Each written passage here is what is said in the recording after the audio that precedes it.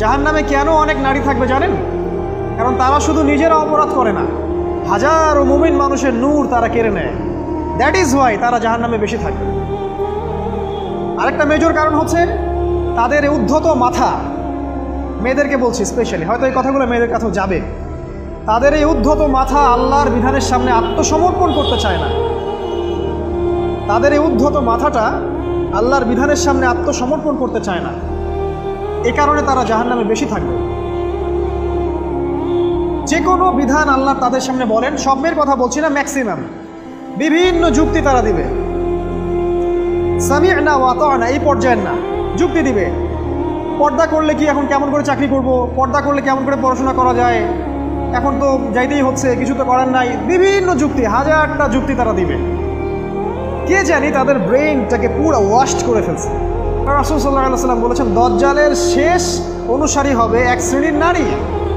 মাশাআল্লাহ, দজ্জালের শেষ অনুসারী হবে এক শ্রেণীর নারী।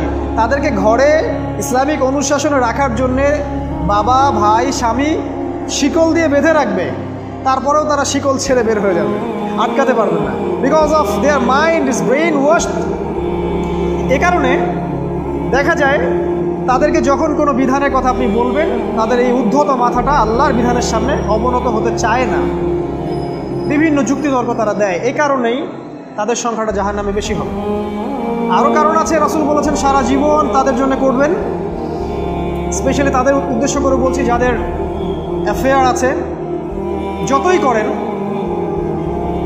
যত কিছুই করেন না কেন, আপনি যদি তাকে ভোগবিলাস এবং পার্থিব সুখ শান্তি দিতে না পারেন, সে আপনাকে চিনবে না এক সময়।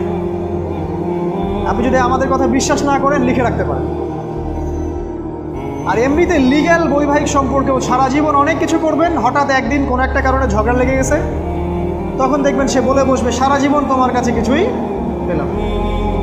আমি নারীদেরকে ছোট করছি না, তাদের কিছু কিছু পয়েন্ট বলছি, এইসব কারণে তারা জাহান্নামে থাকবে। আমি একটু এই কথাটা না বললে জাস্টিস হবে না। রাসূল সাল্লাল্লাহু আলাইহি ওয়াসাল্লাম মেরাজে গিয়েছিলেন, আপনারা জানেন। তিনি মেরাজের রাতে অনেক অলৌকিক জিনিস দেখেছেন, নবীদের সাথে সাক্ষাৎ করেছেন, ইভেন আল্লাহর সাথে কথা বলেছেন, আল্লাহর নূর দেখেছেন।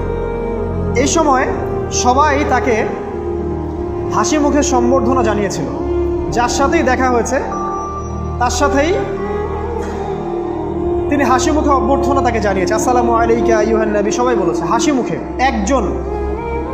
একজন মালাক, একজন ফেরেশতা তাকে দেখে হাসেননি, একজন। আপনারা কি জানেন? রাসূল সাল্লাল্লাহু আলাইহি ওয়াসাল্লাম অবাক হয়েছিলেন। তিনি বলেছিলেন যে, ইয়া জিবরিল, ওর চেহারাটা এত গম্ভীর কেন, সে আমাকে দেখে হাসছে না কেন, তার মুখে হাসি নাই কেন?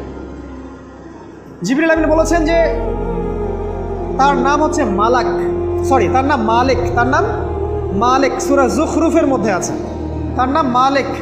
যেদিন থেকে আল্লাহ জাহান্নাম সৃষ্টি করেছেন, সেদিন থেকে তাকে জাহান্নামের দায়িত্ব দিয়েছেন, অর্থাৎ জাহান্নামের হেড অফ ডিপার্টমেন্ট, ইনচার্জ।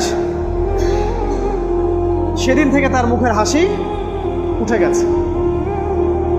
আমরা দোয়া করি আমরা যেন তার সাক্ষাৎ না পাই। তার কাছে পারমিশন নিয়ে রাসূল সাল্লাল্লাহু আলাইহি ওয়াসাল্লাম জাহান্নামের দিকে তাকিয়েছিলেন, ভিতরে দেখেছেন কি আছে।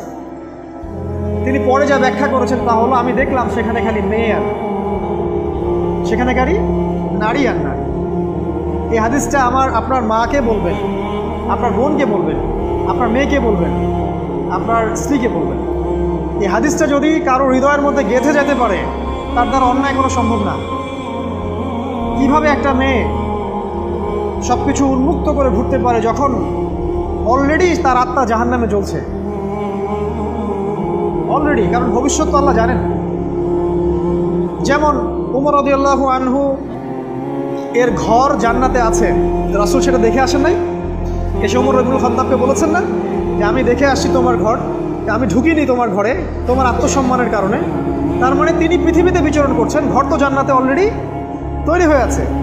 মেয়েরা দিব্যি ঘুরছে এভাবে, এবং তারা মোটেও সচেতন না তাদের ঘর হয়তো বা জাহান্নামে রেডি।